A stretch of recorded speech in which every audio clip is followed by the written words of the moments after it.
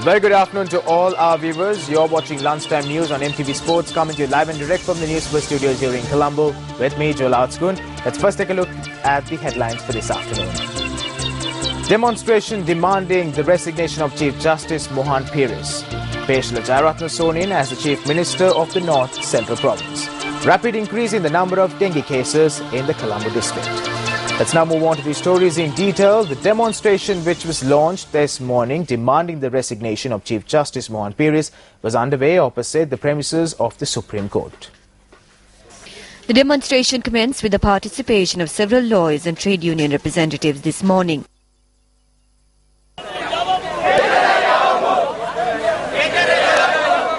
After marching to the Ministry of Justice, the demonstrators marched back to the main entrance of the Supreme Court.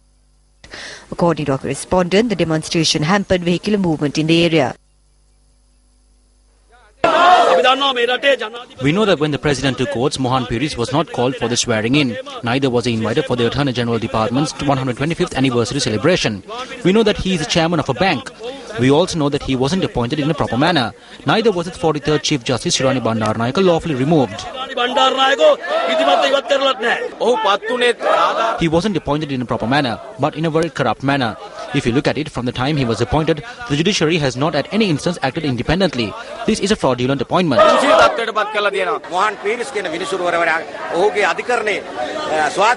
Judges cannot engage in politics. Moreover, he has travelled overseas for political reasons as a judge. Therefore, a Chief Justice as this cannot serve in these grounds.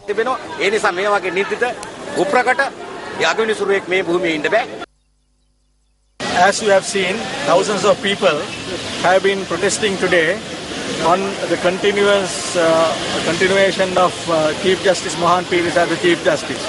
And we are pleased to announce that we have learned that the government has considered this seriously, and we are so grateful to the government and the President for taking up the position that the impeachment of previous Chief Justice was not proper, because there was no impeachment motion before the Parliament impeaching her in terms of Article 107(2) of the Constitution.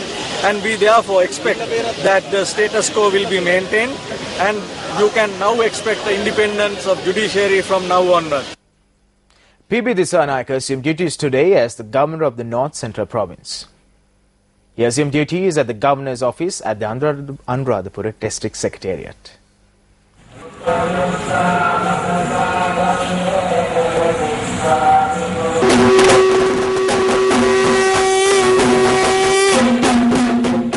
Mangalam Jayanto Bodhiya Mule Sakyanam Nosadam Uttamam Varam Hitam Deva Manussanam Buddha Teje Pattavaniga Antarayapi Vinasantu Teta Jayachit Dhanamrapam Sudhibhakyam Sukambalam. Meanwhile, Peshula Jayaratne was sworn in as the Chief Minister of the North Central Province. He was sworn in before North Central Provincial Councillor PB Dissanayake. In more local news now, senior journalist Dharmashri Bandaranaike assumed duties as the President's Media Director at the Presidential Media Unit today. The letter of appointment for the post of Presidential Media Director was handed over to him yesterday by President Maithripala Sirisena. A student of Imbagamo Central College, Dharmashri Bandaranaike possesses experience in the field of media spanning 2 decades. He was once a reporter, producer and also news anchor. He served as the news director at Newsfirst and as program director at Sirisa TV.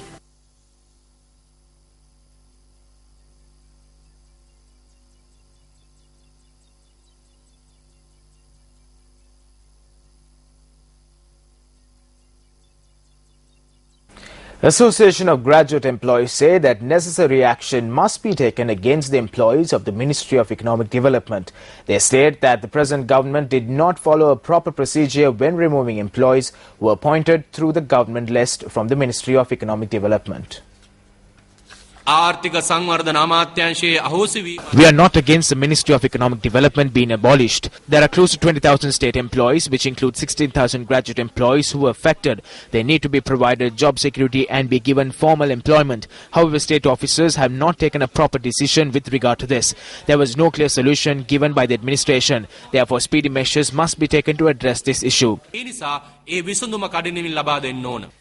Newsfirst made inquiries with regard to this from the Deputy Minister of Policy Planning and Economic Development, Dr. Harsha De Silva.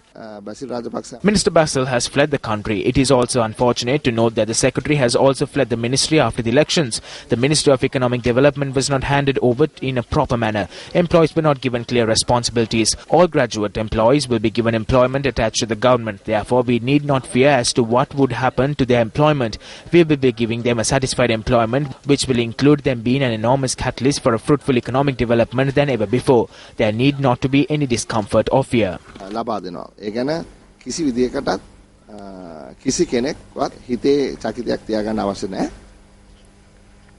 Addressing a media briefing, the Public and Private Trade Union Confederation expressed the following views on the benefits that should be granted to the semi-government and private sectors.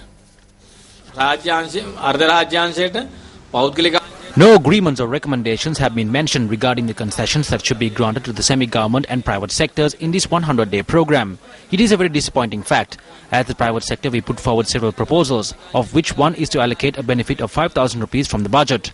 Moreover, the government is vested with the responsibility to announce an increase in wages for the semi-government and private sectors within these 100 days.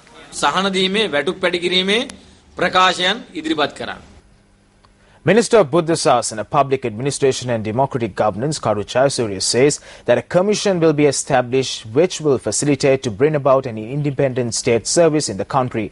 The minister made this statement at a media briefing convened subsequent to holding discussions with the Mahanayakas with regard to future steps that will be taken by the Ministry of Buddha Sasana.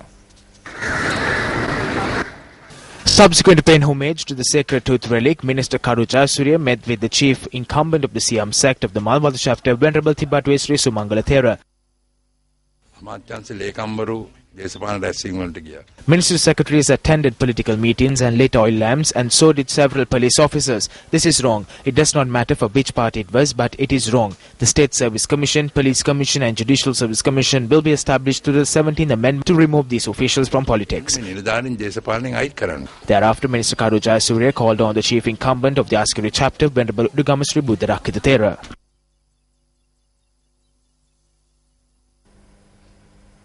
Minister of Disaster Management John Amaratunga says that a compensation of 25,000 will be granted to people who were affected by the floods in the North Central Province.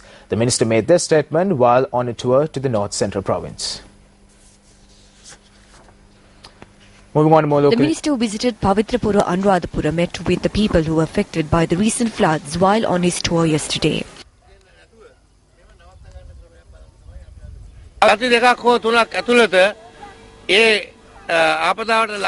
We will take steps to grant a concession of at least 25,000 rupees for those who were affected in 2 to 3 weeks. We have taken steps to make an estimate to calculate the loss made. I believe that the state sector employees should also be given a concession. So we cannot debate that though there is a circular, we cannot give these concessions. I have spoken to the Secretary to put forth a request to provide relief to the state employees when the Cabinet meets tomorrow.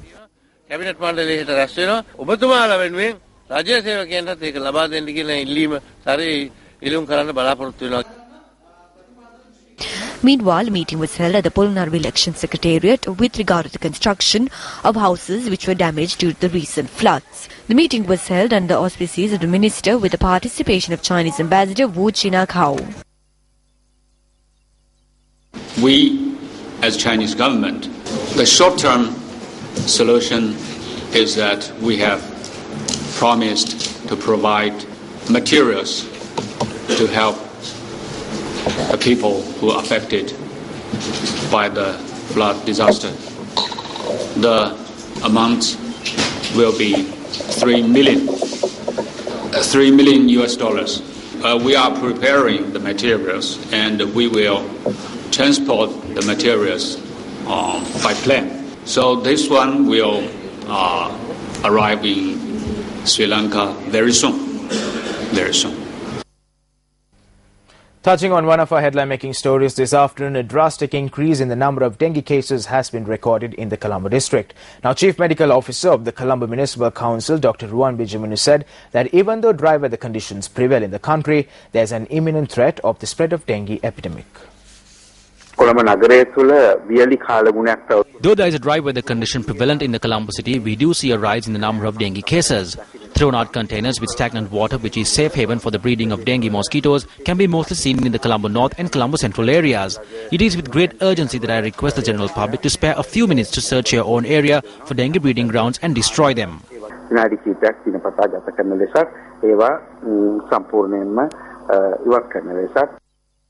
Well, before we wrap up, here's reminding you that you could keep abreast of these stories and much more by simply log on to our website www.newsfirst.lk. Take care and have yourself a lovely day ahead. I'm Joel Outspoon for News First.